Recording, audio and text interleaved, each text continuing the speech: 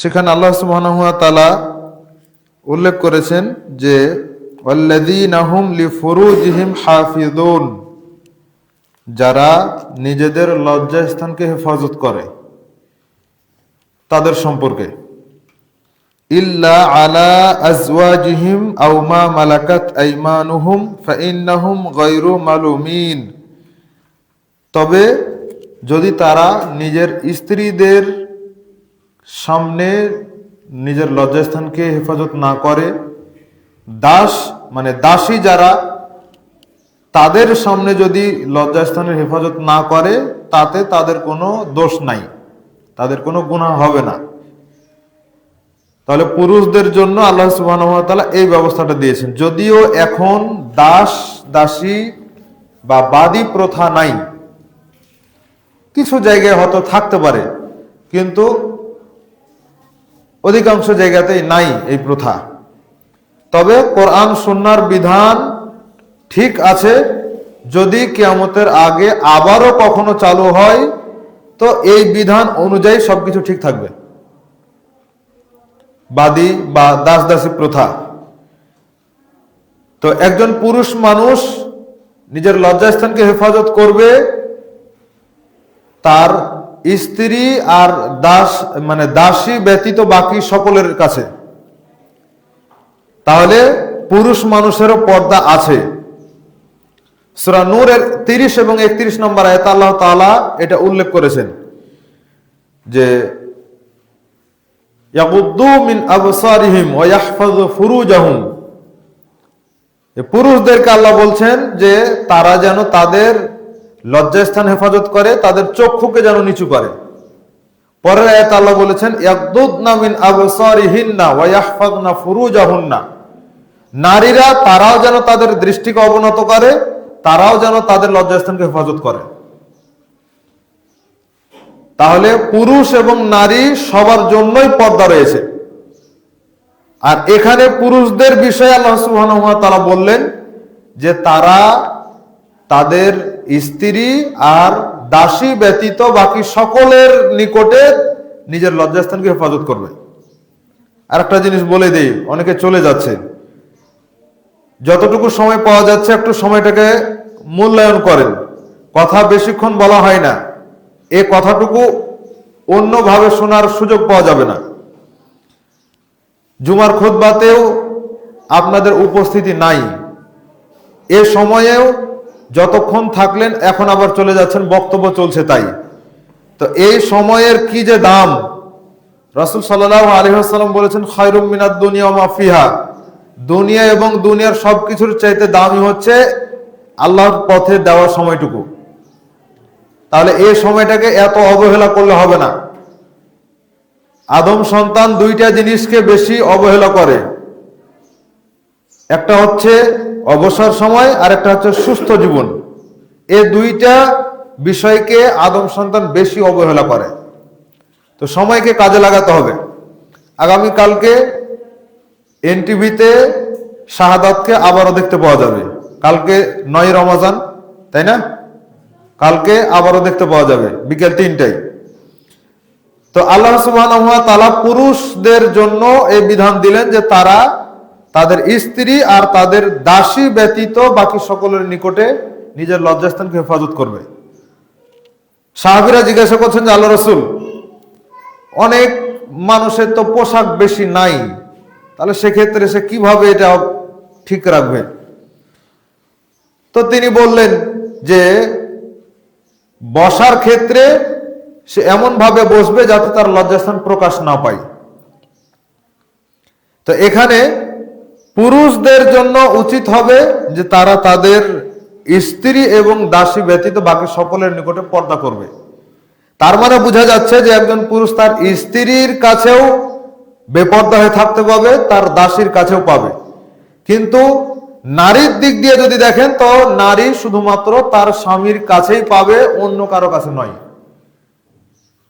স্বামী স্ত্রীকে ভোগ করতে পারবে, দাসীকেও ভোগ করতে পারবে, কিন্তু স্ত্রী মহিলা মানুষ আবার স্বামী ছাড়া দাসের নিকটে যেতে পাবে না। যদি যায় তাহলে তাকে জেনার দ্বন্দ্বে শাস্তি দান করা হবে। যেমনটা মাইজ ইবনে মালিক রাদিয়াল্লাহু তাআলা আনহুর ঘটনায় প্রমাণিত। মাইজ ইবনে মালিক রাদিয়াল্লাহু তাআলা আনহু তিনি তার মনিবের বাড়িতে থাকা অবস্থায় মনিবের স্ত্রীর সাথে জিনা করেছিলেন।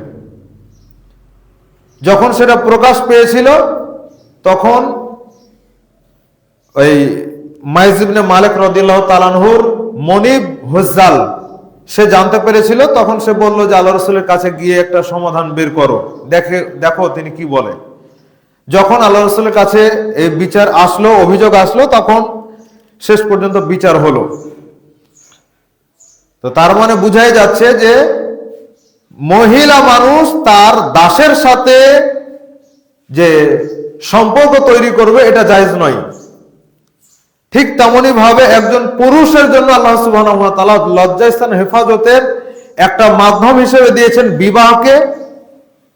যেমন রাসূল সাল্লাল্লাহু আলাইহি ওয়াসাল্লাম বলছেন, ইয়া মাশারাশ শাবাব, হে যুবক সম্প্রদায়, মানিস্তাতা মিনকুমুল বাত, তোমাদের যাদের বিবাহের সামর্থ্য রয়েছে তারা যেন বিবাহ করে। ফাইন্নাহু আগাদ্দু লিল বাসার ওয়া আহসানু লিল ফারাজ, কেননা বিবাহ চক্ষুকে অবনত করে আর লজ্জাস্থানকে হেফাজত করে। ফাইল্লাম ইয়াস্তাতে, যদি সেটা না পারে, ফা আলাইকা বিসিয়াম, তাহলে সে যেন সিয়াম পালন করে। তাহলে লজ্জাস্থান হেফাজত করার জন্য প্রথম পথ হচ্ছে বিবাহ। যদি বিবাহ করার সামর্থ্য না থাকে বা উপযুক্ত পর্যায়ে যায়নি, তাহলে সেক্ষেত্রে তাকে সিয়াম রাখতে হবে। সিয়াম রাখলে নিজের যৌবনকে কন্ট্রোল করা যাবে, মানে শরীরে দুর্বলতা আসবে। সিয়াম থাকা অবস্থায় সারাদিন না খেয়ে আছে, ওই অবস্থায় তার ভিতরে যৌন উত্তেজনা বা ইচ্ছা এগুলো জাগবে না, কারণ ওই সময় শরীরের শিরাগুলো সব সংকুচিত অবস্থায় রয়েছে, রক্ত চলাচল কম আছে, শয়তানি ওয়াসওয়াসা কম আছে, তখন সে বিভ্রান্ত হবে খুব কম। এই জন্য আল্লাহ রাসূল সাল্লাল্লাহু আলাইহি ওয়াসাল্লাম বিবাহকে মাধ্যম হিসেবে দিলেন লজ্জাস্থানকে হেফাজত করার জন্য। আরেকটা হচ্ছে পুরুষের জন্য একটা বিবাহতে যে লজ্জাস্থান হেফাজত হবে এমনটা নয়, সবার ক্ষেত্রে এমনটা নয়। যার কারণে আল্লাহ সুবহানাহু ওয়া তাআলা একজন পুরুষের জন্য একই সময়ে সর্বাধিক 4টা পর্যন্ত বিবাহের অনুমতি দিয়েছেন। এর মাধ্যমে পুরুষ তার লজ্জাস্থানকে হেফাজত করতে পারবে, সাথে সাথে সমাজে থেকে যাওয়া বিধবা নারী, তালাকপ্রাপ্তা নারী, সে সমস্ত নারীরা তাদের ঠাঁই পাবে। এই জন্য আল্লাহ এইভাবে বিধান দিয়েছেন। অথচ আজকে বর্তমানে আমাদের সমাজের প্রেক্ষাপট হচ্ছে যে একজন নারী সে তার স্বামীর এই কি বলছে অবৈধ সম্পর্ক মানতে পারে, আরেকজন নারীর সাথে অবৈধ সম্পর্কে থাকবে সেটা সে মানতে পারে, কিন্তু বৈধভাবে সে দ্বিতীয় স্ত্রী গ্রহণ করবে এটা মানতে পারে না। এটা হচ্ছে বাংলাদেশের প্রেক্ষাপট, অধিকাংশ নারীর মধ্যে সমস্যা।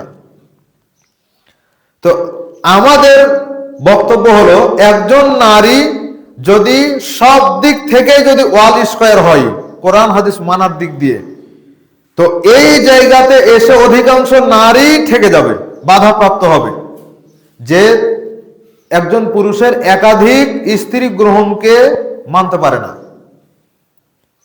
কেন? আপনি যে এসেছেন আপনার স্বামীর ঘরে, তো আপনি তো আপনার রিজিক নিয়েই এসেছেন, আরেকজন যদি আসে সেও তো তার রিজিক নিয়েই আসবে। পার্থক্য হচ্ছে বাংলাদেশের প্রেক্ষাপটে সতীন মানতে পারে না। তো যদি সামর্থ্য থাকে পুরুষের, সে যদি ন্যায় বিচার করতে পারে, তাহলে তাকে আলাদা আলাদা জায়গায় রেখে নিয়ম মতো খরচ দিয়ে সময় দিয়ে সেভাবে রাখতে হবে, তাহলে এটা সহজ হবে। তাহলে লজ্জাস্থান হেফাজতের জন্য আল্লাহ সুবহানাহু ওয়া তাআলা একজন পুরুষকে 4টা পর্যন্ত একই সময় বিবাহের জন্য বিধান দিয়েছেন। পক্ষান্তরে নারীর জন্য একটা স্বামী যথেষ্ট হিসেবে আল্লাহ তাআলা রেখেছেন। সে চাইলে দ্বিতীয় মানে ডাবল স্বামী একই সময়ে গ্রহণ করবে, এই বিধান আল্লাহ দেননি। পুরুষ যেমন 4টা বিবাহ করতে পারছে, নারী কেন 4টা স্বামী গ্রহণ করতে পারবে না, এইরকম যদি কেউ প্রশ্ন তুলে, এটা হচ্ছে আল্লাহ সুবহানাহু ওয়া তাআলার সাথে বেয়াদবি। এটা হচ্ছে নাস্তিকদের প্রশ্ন। নাস্তিকরা এইভাবে করে প্রশ্ন করে যে পুরুষ মানুষ 4টা বিবাহ করতে পারবে, নারী কেন পাবে না? তো প্রত্যেকের চাহিদার একটা সীমাবদ্ধতা রয়েছে। পুরুষের ক্ষেত্রে যে চাহিদা আল্লাহ দিয়েছেন, নারীর ক্ষেত্রে তার চাইতে অনেক কম। ঠিক যেমন ভাবে আপনি আর আপনার ছোট্ট শিশু দুইটার মধ্যে পার্থক্য দেখেন। আপনি কেমন খেতে পারেন, কতগুলো খাবার খেতে পারেন, আর আপনার ওই সন্তানটা ছোট্ট শিশু সে কতখানি খাবার খেতে পারবে। আপনাকে যদি ডিম দেওয়া হয় তো আপনার কাছে 5, 6টা, 7টা, 10টা ডিম বাঁধবে না, খেতে পারবেন। কিন্তু আপনার ওই শিশু সন্তান 2টা যদি ডিম খায় তো ও বারবার আলহামদুলিল্লাহ পড়বে। তার মানে ওর খাওয়ার চাহিদাটা আপনার মতো নয়।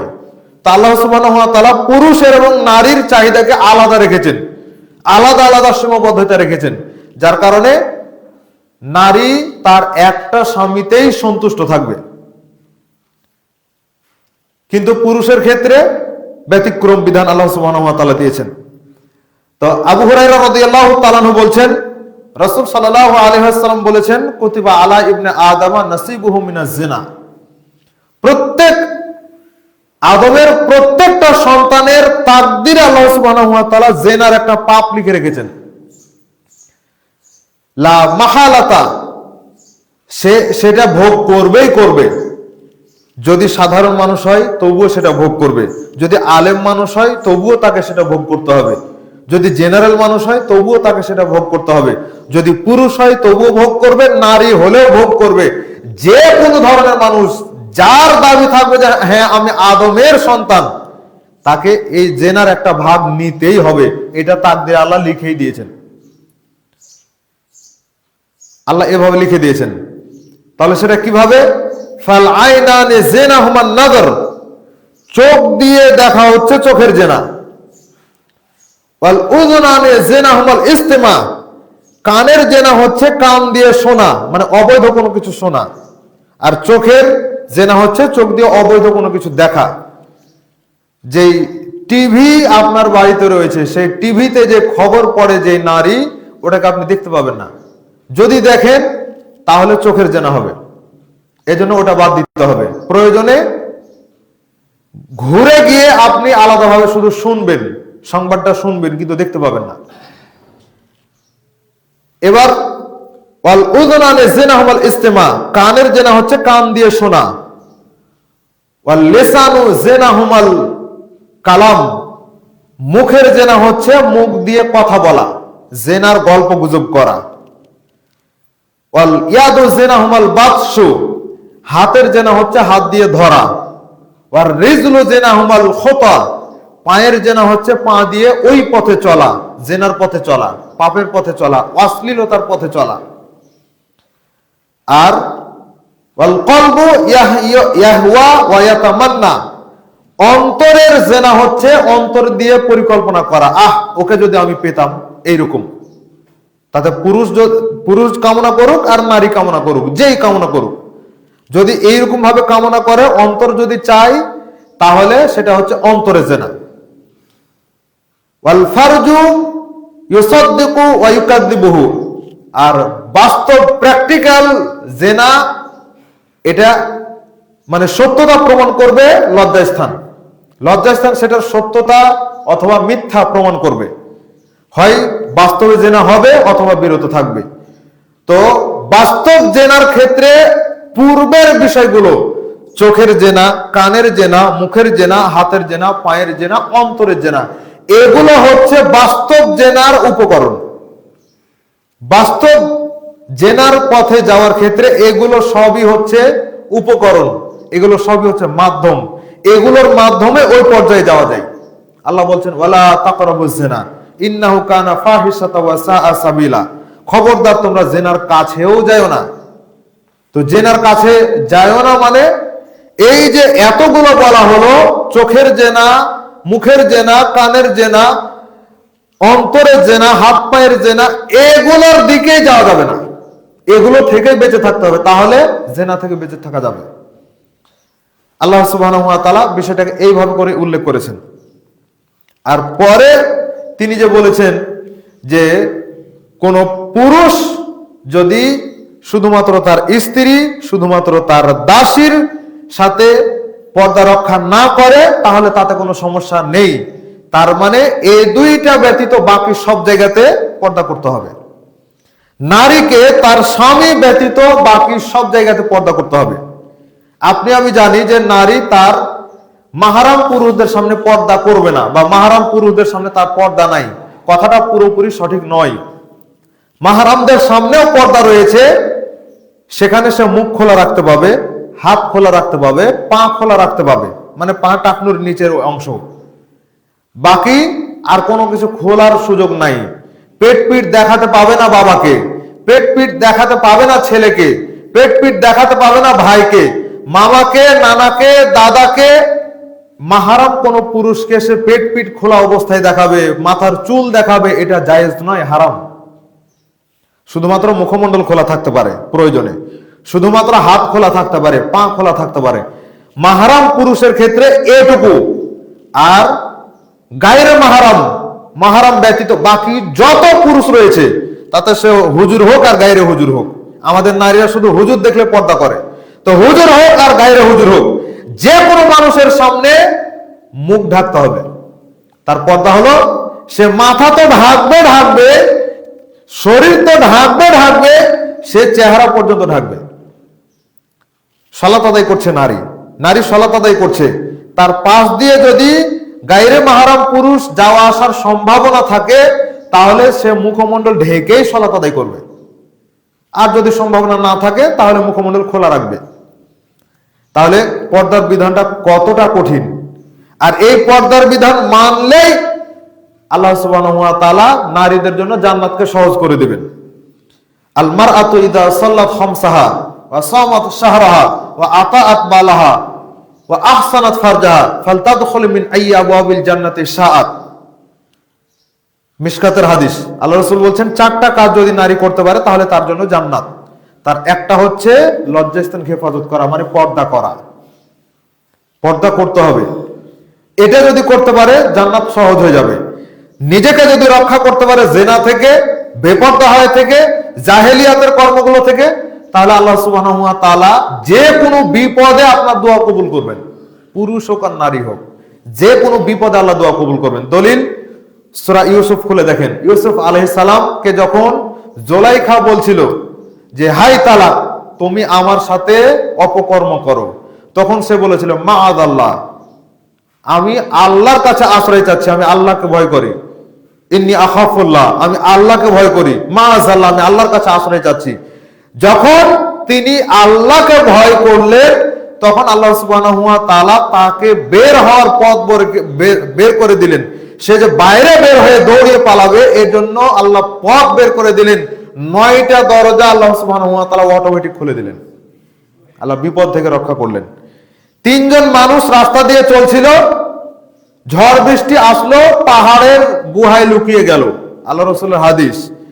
তো এই পাহাড়ের গুহাতে লুকালো, তখন একটা বিশাল ধরনের পাথর এসে ওই মুখটাকে বন্ধ করে দিল। আগের মানুষের কিন্তু শক্তি অনেক বেশি, যার কারণে তারা পাহাড় কেটে কেটে ঘর বাড়ি তৈরি করতো, প্রাসাদ তৈরি করতো পাহাড় কেটে কেটে।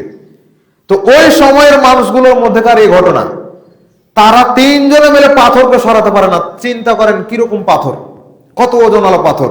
তো সবাই পরামর্শ করলো যে আল্লাহর কাছে যে যার নেক আমল রয়েছে সে অনুযায়ী দোয়া করো।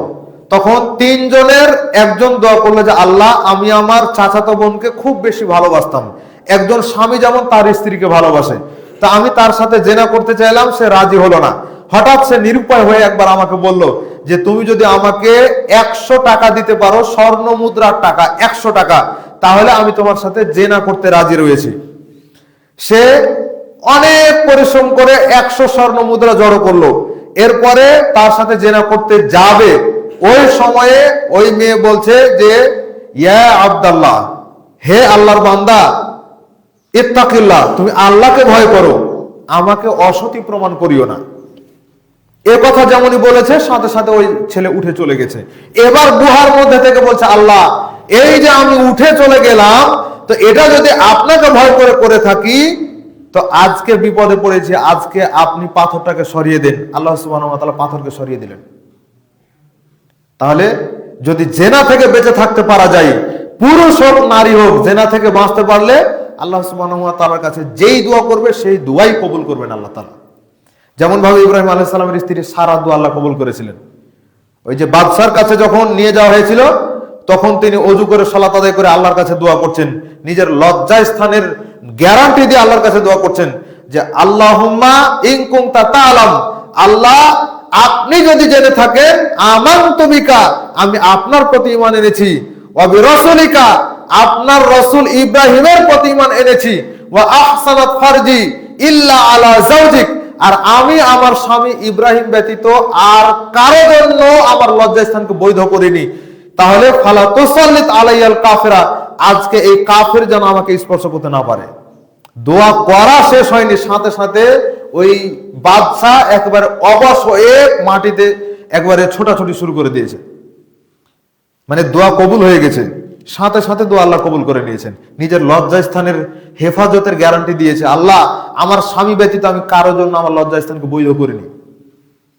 এরকম সারা আলাইহিস সালাম 6 বার দোয়া করলেন, আল্লাহ 6 বারই দোয়া কবুল করলেন। তাহলে আপনার আমার দোয়া আল্লাহ সুবহানাহু ওয়া তাআলা কবুল করবেন যদি নিজেকে হেফাজত করতে পারি। আল্লাহ সুবহানাহু ওয়া তাআলা আমাদেরকে লজ্জাস্থানের হেফাজত করার জন্য তৌফিক দান করুন, আমিন। পুরুষের যে পর্দার সীমা, নারীর যে পর্দার এই সীমা রয়েছে, আল্লাহ সুবহানাহু ওয়া তাআলা যেন এই সীমা রক্ষা করার জন্য তৌফিক দান করেন, আমিন। আল্লাহ সুবহানাহু ওয়া তাআলা আমাদের সকলের ইবাদতগুলোকে কবুল করে নিন, আমিন। রমজানের সিয়াম, রমজানের কিয়াম, কোরআন তেলাওয়াত, আল্লাহ এগুলোকে কবুল করুন, আমিন। সুবহানাকা আল্লাহুম্মা ওয়া বিহামদিকা আশহাদু আল্লা ইলাহা ইল্লা আনতা আস্তাগফিরুকা ওয়া আতুবু ইলাইক। আসসালামু আলাইকুম ওয়া রাহমাতুল্লাহি ওয়া বারাকাতুহু।